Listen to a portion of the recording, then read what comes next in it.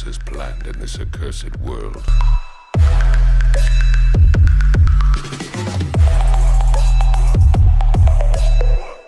I know मैं पूरे 2 महीने से गायब हूँ। आई नो शायद से मुझे एज अ फ्रेंड तुम्हें कुछ चीज़ें बतानी चाहिए थी बट मैं नहीं बताई क्योंकि कुछ काम थे जो यहाँ पर पर्सनल लेवल पर चल रहे थे। यूट्यूब पर इसके बारे में मैंने बात नहीं करी थी, सोचा था कि यहाँ पर मैं अपने सब्सक्राइबर्स के ऊपर लोड नहीं डाल सकता। पर चलो तुम्हें दिखाई देते हैं कि आखिर ये 2 महीने मेरी लाइफ के कैसे गए। असल में मेरा इंस्टाग्राम पर एक पेज है जिसका नाम है निर्भय जीराव।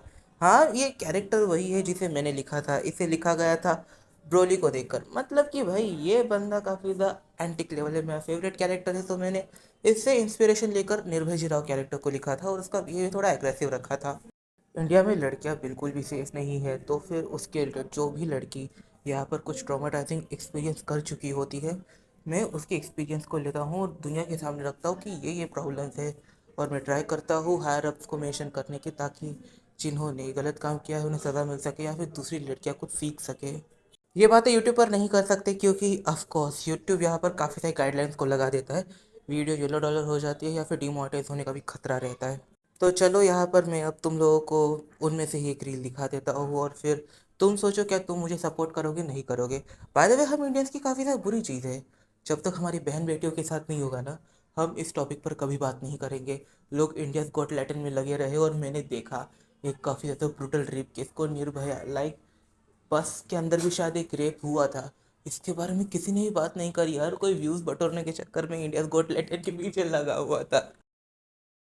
मेरी एक कॉलेज फ्रेंड थी मेरे ही एज की, तो वो छुट्टियां पड़ी थी बट एक्स्ट्रा होता है ना कुछ ट्यूशन वगैरह करते, तो वो कर रही थी। एंड उस दिन से बहुत ज़्यादा लेट हो गया था घर आने के लिए, तो 8-9 बज गए थे। तो वो घर आ रही थी और कुछ लड़कों ने उसके फेस मतलब उसके पीछे पड़ा था वो लड़का, उसने उसके चेहरे पे कुछ केमिकल वगैरह डाल दिया जिसकी वजह से उसका पूरा चेहरा जल चुका।